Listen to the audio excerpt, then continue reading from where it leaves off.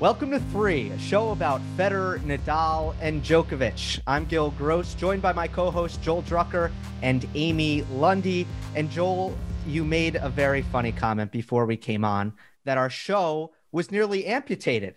Not in reality, but Roger Federer's comments at a Swiss awards show, which named him the athlete of the last 70 years, which seems like an arbitrary number, but we'll ignore that part of it. But Federer is named the best athlete, and he said this thing that really scared a lot of Roger Federer fans. So first we're going to address that, and then we'll talk about Federer going to Australia if he does, because it seems like it's a 50-50 proposition at the moment, even with the Aussie being announced on February 8th. Here's what he said.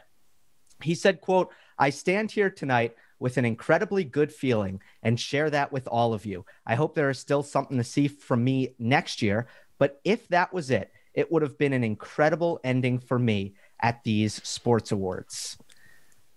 Amy? No, Roger. He may have said that off the cuff and then maybe been one of those things where once it escaped his mouth, the implications of it, because he then went on to say that if for some reason he can't play Australia, the focus is the Olympics, which everybody's counting on him for that. He's been saying he wants to do it, Wimbledon, and the summer. So it doesn't really sound like a guy who is going to retire. It just sounds like something that he said that would be deferential to the people who were giving away the award, trying to be nice to them. But my gut feeling tells me that if Ivan Lubicic says that Roger is in Dubai preparing for the Australian Open to try to do it, then that's what's happening, and that he's going to try to play that slam.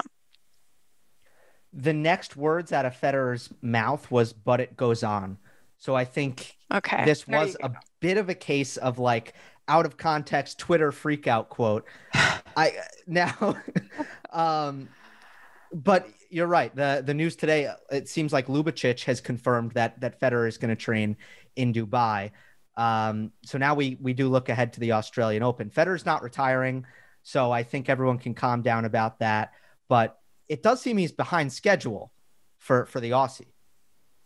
Well, he talked about his training and his practice, and when he hints at something like if that would be a way to go, and of course he's monitored as like an infant, between the social media and anything Roger says, he says, "but it goes on." It's like, oh, good. It's as opposed to that earlier comment made me think of that movie I love so much, A Christmas Story, where the neighboring dog destroys the turkey. It's like, oh my God, our Federer turkey, our Federer sandwiches, our Federer gravy, gone, Roger, oh my God. Like, and I don't think, and so he's kind of making this oracle, this sage comment is like, okay, but it goes on. It's like, whew, okay. So, but it did hint at wonder about how healthy he truly is, how fit he feels, what's going on, or maybe he's engaging in a little Rafa bar setting. I mean, these guys are like public companies, and we're kind of looking to set the stock. Remember what Federer in 2017, you remember how he said he was hoping to get to the quarters? He's trying to just minimize the expectations, and I'm going to be Roger, just let me play and let me have and maybe be glad to have me, which we are. I mean, we're so looking forward to seeing him back in action again. I mean, I've been watching some of these classic matches on Tennis Channel, the 2019 Wimbledon final, the 2019 Wimbledon semi, people at YouTube. I mean, people are like, watching this guy like he's one of the Beatles. I also kind of think he was trying to compliment the award show.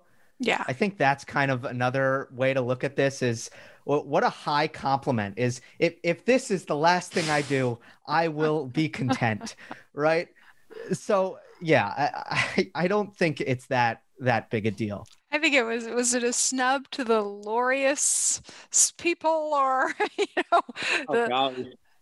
the sports awards, the grand international sports awards of the year that go on, whatever, who knows? But Gill, the injury itself, can we talk for a second about that? it was originally a meniscus tear, correct? That he says that he tore when he was bathing his twins. And from what I've read, there were two this past year in 2020, or maybe it was, I don't know when it was. Yeah, I guess it would be this past year. There were two surgeries, arthroscopic, which is the tiny scope with the tiny little to try to make the repairs. So, one would hope that if they're doing the minimally invasive with the scope, that this injury could heal on its own, and that it's really just a matter of his fitness, because he holds himself to a very high standard when it comes to his fitness. I wonder if he's studying weather patterns in Australia. One thing I need to do this is, what's the weather like in February in Melbourne, how that's different and how that might affect things. I mean, I know when in 2017, I remember talking about this with someone, he needed some help from the draw, and both Novak and Murray lost. So that helped him, and needed some help from the weather, and the weather's pretty cooperative. He got some help from the court because the court was pretty fast. So it's going to be interesting to see how these things line up this year. And this is also 4 years later as well. I also think that 2017 run came down to an unbelievable mindset that Federer was able to capture, which is, I have belief, but no expectation. No expectation for myself. And Joel, you mentioned a little bit earlier about bar setting and setting the bar low. Absolutely, you want to do that. Wasn't it Djokovic's Ivanisevic said something about Novak before the French, that he's the favorite to beat Nadal in the French Open? And everyone was like, what are you doing? Why would you say that? Well, of course Federer is going to come in to Australia and be like, I don't know if I'm healthy. I'm skeptical about this. I'm not saying he's lying, but he's not going to say, oh, I'm 100% and I'm expecting huge things. I'm expecting a 2017-esque comeback, right? He's never going to say that. He didn't say that 2017. And he had a 5-setter with Nishikori, he had a 5-setter with Burdick, but in ways, those guys were sort of easy for him to beat, even though it was over 5 sets. It wasn't like he had a demanding 4-setter with Schwartzman on a 95-degree day. He navigated through his matches, and he was pleased to be playing good tennis. And whoever he plays in that first round in Australia, he will speak of in the highest regard. He could play any of us in that first round. So he says, well, Gill Grove's a promising young player. He works very hard. I studied some videotapes, and I had him with me in Dubai last year. I mean, he's just he's gonna do it just, we know so well kind of the playbooks these three run of how they're gonna do things. And Lubacek is gonna speak very reverentially, and we'll see. Though it is fascinating. I mean, this is 4 years later than 2017, and what his health is, and the back. We don't even know what the state of Roger's back is. That's something we haven't heard about, and how that's going to be, and where his movement is going to be, and all these little gears and levers that define his game that everyone so likes. I mean, there are a lot of parts and pieces that make the Nadal game, the Federer game thrive, that are different than the other two guys. I mean, if Novak comes back from injury, it's a little more, we know what he needs to do to go about winning points successfully. And it's fitness and it's movement, but it's a lot of cross courts. Roger, it's a little different. Yeah, because he is a maestro at, keeping the other guy on a string. But Roger himself has said many times that his game is built around his movement. And, for this to be a knee injury, I can see where he would want it to be doggone near perfect, so that he could then rebuild his movement and get it up to the place where he wants it to be. I mean, I think about the matches that he played in Australia this year in 2020, the match against Millman, which was an absolute thriller, the match against Sangren, where Sangren had 7 match points on him and Roger pulled it out. He's got to be ready for that kind of thing. Oh yeah, right. Those are Houdinis. Those are some incredible escapes. And the Sangren one, he just hunkered down and he just kind of stopped missing. He just wasn't missing. And then okay, come, you beat me. I dare you. And he came up with some pretty good shots at some points, but mostly he hunkered down, and it was kind of like that was a little bit more of a late stage smart old player thing. That was a little different than, let's say, the 2017 title run of a dynamic Roger Federer. Yeah. He's back. You missed him before. He's back with more, and he had the racket behaving. He had the resurgent backhand, the court positioning, and then he put together 5 of the most incredible games of his career to come back from Nadal in that 5th set in 2017. So it's even then the difference between 2017 and 2020 is a different Roger.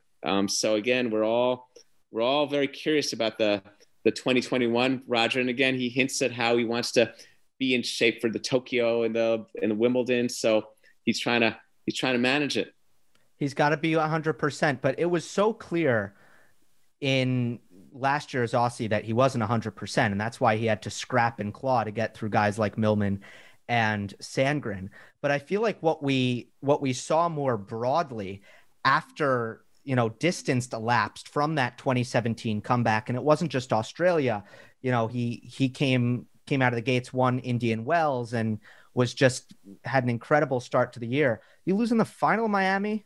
He won Miami. He won Miami also. Miami also. Okay, he won both. That's right. Yes. Yeah, it was on unbelievable. A tear.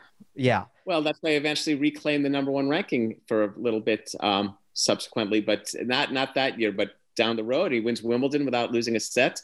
I mean, the Roger resurgence from January 2017 through the Australian 2018. That's a remarkable period, and of course, that coincides per our 3 with the Novak wandering. Novak wasn't playing his best tennis at all. He loses to Istomin in Australia, and he just has a lot of complications that affect his game. And Roger just steps right in there and swoops up 3 majors. But here's my question: would you agree that Roger was not able to bottle up that free-flowing tennis that came from this naturally occurring mentality of there's no pressure on me, I'm just coming back, I'm not supposed to win anything, here I go? He was not able to recapture that for 2018, 2019 and beyond. And he started Gill, can any of us bottle that? Like we've all felt that, where we were, for whatever reason, we're away from the game, and then you pick up the racket again, and it's like a high, what it must be like to be on some opioid or something like that. If a human being could bottle that, then they would take over the world. Right. But the question, I think the more pertinent question is, will he have it again? Exactly. Will he have it just naturally occurring? Joel, remember the 2017 video that Roger put on Periscope or whatever, and it broke the internet? It was him practicing in Dubai after he had been away from the game, and he was like a little boy, and we all wanted to do the little dynamic warm-up that he was doing, and everybody was just giddy with excitement just to see him out there again. Will we have that again one more time? He missed it was missing the last half of 2016. And then he does this off-season video. Yeah, Amy, you and I talked about it at length. It was probably more watched than a lot of matches. And then he has the 17. I think it wasn't so much, Gill, about bottling as much as sustaining. And he goes through 2017. He wins the Aussie in 18. And I think if you want to look for kind of, the other guys are catching up. You're no longer, it's not like the thing, not bad for the layoff, and again, per Amy's thing, at our civilian level, way down the chain, you go a few days or weeks without playing. First time back, hey, not bad. Then the second time, the expectations of how I ought to be playing. And so for Roger, world-class level, look, by Wimbledon 2018, he has the frustrating loss to Kevin Anderson, 2 sets to love up and match point. So you begin to see kind of Roger, kind of the human, that's right. I'm supposed to be in my late 30s now, and things are starting to happen. The Millman loss at the U.S. Open on the incredibly oppressive evening, where the weather is just completely debilitating for Roger, and then of course I think the thing that he'll carry will be the Wimbledon 2019 final, right? Where right? Yeah. Well, and him and and him and Novak, and there it is yet more. So I don't think it's about bottling. I think it's about sustaining and aging. And the other guys, okay, Roger, yeah, we remember you, and remember, think how Novak regained his mojo starting with Wimbledon 2018. Can it be sustained though? Amy just said so. Roger comes in and he gets to play underdog. He gets to go Australia 2017. He's the 17th seed, and he gets to walk on the court and say, "This is my first tournament back. I'm the underdog. I'm not supposed to win." That is something, as Amy said, you can't pretend to be the underdog if you're not, right? So That's my follow-up. Is that possible to sustain that? Well, now you just become the guy. You're the winning guy. You can't sustain being an underdog. You know what I mean? You can't be a perpetual walk-on. You're on the varsity now. The problem is he did it once. We saw him do it that year and come back. Like, you can Google Roger Federer retirement 2015, Roger Federer, the articles. I mean, the world was ready for this guy to retire. And then for him to come back and surprise everybody and bring this joy and this lightness and this passion. Now, on the basis of that, do we expect him to do it again? And does he expect to have that same? Are those conditions and those circumstances repeatable? But I think it's not about outcomes. And I think one of the things to look at all three of our guys, and this is kind of the lesson for people who watch the game and for people who play the game, is about process. It's like when Federer won Wimbledon in 2012, I spent 4+ years talking to people and having to say, can Federer win another major? Can Federer win another major? And I said, the question is not can he win another major? What needs to happen for him to win another major? And as he got older, he made technical improvements. He made equipment. The draw helped him in 2017. So I think the question is more like what's going on with Federer? What are we seeing with Federer? What occurs with Federer, rather than to kind of like forecast him and can he yet do it again? That the question is, what's it going to look like for him? And again, and these other guys are nobody's fool. They know how good he is, but they know how 39. I mean, those 4 years between 35 and 39 is a big deal. Like, for example, in 2016, when he had that time off after he lost to Raonic in the Wimbledon semis, anyone who thought Federer was going to retire after that, I think, was an idiot. If they wrote that story that they think Roger's going to retire after this debilitating 2016. Anyone who knew the game knew that at 35, with his fitness and arsenal and all the things he had in place, Roger Federer was going to play some more tennis. That he was going to win 3 majors in a year and a half, that was surprising. But to continue to compete and play, no question. Now, 39, Olympics, 2020, pandemic. Now it's kind of a very different, 35 to 39, that's a very different set of years. Well, Joel, you raise an excellent point. He had to make some technical adjustments. Does he now, again, need to make adjustments to his game? Coming out with the 140, he's going to play with a weed. He's going to walk out with the racket that you see on Sunday morning, and he's going to have knee braces. From a kind of a data perspective, when I talk to the coaches that are into this kind of thing, there's this feeling, this overriding feeling that return is emerging as the king. The return is becoming king. It's so important, maybe even more important than serve right now in the current status of the game. So we know that Roger Federer is one of the greatest servers, spot servers, just in general, just based on service games won and that kind of thing. Does he need to work more on return to be more in line with the current circumstances of the game? That's a great question. I'll give you what I think is an answer. I think, first of all, he doesn't need to do it to be more in line. It's not to be in line with where the game is. I'm fascinated. I can see what you mean about the return of the pro game. But I think for Federer, okay, the older you get, the more you want to create ways to make points go shorter, not longer. So maybe does he look to return yet more dynamically, whether it's with his forehand, whether it's the return of the saber a little bit more, some ways that are different than the Roger we know, which is his return model is I'm gonna block it and play. You're not serving and volleying on me anyway. I'm gonna block it. I'm gonna neutralize it. He's probably not as assertive a returner as Novak. Novak gets significant depth. Roger, it's kind of like, I'm going to get in and play to a reasonably comfortable spot, but I'm Roger Federer. Once you get in the rallies, I dare you to blow me away.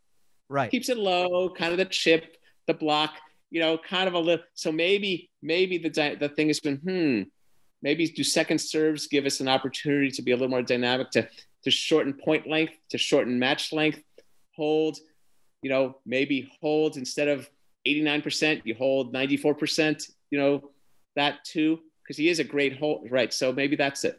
That's I don't know. What do you guys think? No, I agree. Now, I will say that if you go back and you watch his matches with Nadal, both in the final of the Aussie in 2017 and especially their Indian Wells match in 2017, which was a blowout for Roger. Yeah. Watch how he was returning Nadal's wide serve, especially on the ad side. He was absolutely smoking it, and he was not slicing it. He was taking it early, which was just an overall kind of adjustment. Was he took the backhand earlier and he hit it flatter in 2017. So yep. I think that's a really good idea for him. If you're going to say, okay, where can Federer progress technically and tactically, the return is probably a good place to start, right? Mm-hmm. Yeah, I was at that Indian Wells match, slowest hard courts in the world, and Roger. Then I'm gonna take it to this guy, and he'd beaten Nadal in Australia. And the last thing I want to do is get in a long rally with this guy hitting topspin cross-court forehands to my one-handed backhand. So let's, like I was taught, the second serve or even the serve, it's a short ball. It's inside the service line.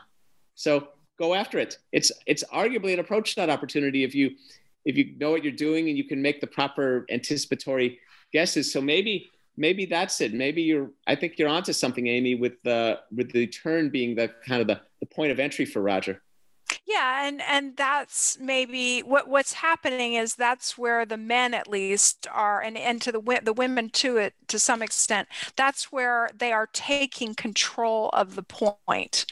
So, you mentioned something about, does Roger now try to play shorter points? My personal opinion, once you as a player start trying to play shorter points, saying in your head, okay, I'm going to try to put this away quicker, that's when you're cooked. But the good news is, I think for Federer fans, I think Roger knows that totally.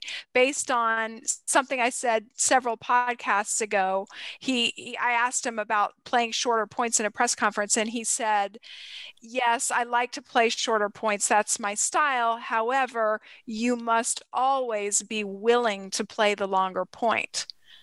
So it's that willingness, and he knows that. He's very smart in that regard. Yeah, it is pretty good ground strokes. It's like he's not having to excessively hasten them, but there is this thing he needs to do to properly look for ways to do that certain inroads. That doesn't mean you try to take stupid cuts at first serve returns. That doesn't mean you try to hit winners. But yeah, it's kind of this whole nuances of the game. That's what makes these guys so interesting, how they sharpen and refine and improve, and in a way how they push each other, and then that pushes the whole game. All ships rise. Mm-hmm. It is remarkable that we're having this conversation, though, about, still coming off a surgery at 39 years old. We're still saying, okay, how can he improve? What needs to happen for him to remain competitive? But what I kind of say about this whole situation, and I get this question, everyone in tennis media is constantly getting this question. Can Roger win another? Can he win another? Last time we saw him play, he was in the semifinals in Australia at 80%. Before that, the year before, he had a match point in the Wimbledon final.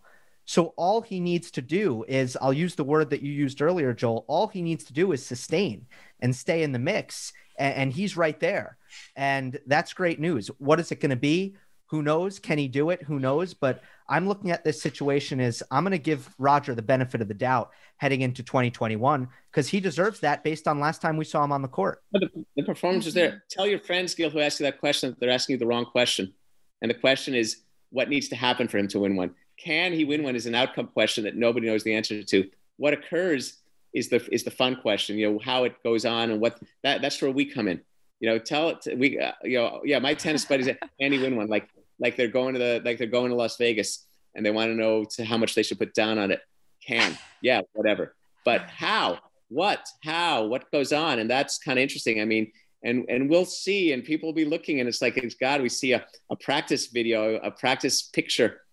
That video a few years ago was just magnificent. That was like one of the greatest things ever, to see Roger looking like a 14-year-old throwing the ball around and playing. I'm jonesing for that again. I mean, after this pandemic, I could use me some of that. Well, and also, and per the pandemic, remember, nobody else has gotten that much sharper either, even though people got the chance to play some this fall. So in a way, people are taking time away from the game. They can't play, you know, they weren't able to build, you know, Tsitsipas missed out on 25 matches last year. You know, 25 plate appearances to sharpen and try to get yet better. He didn't have that. He didn't have as many.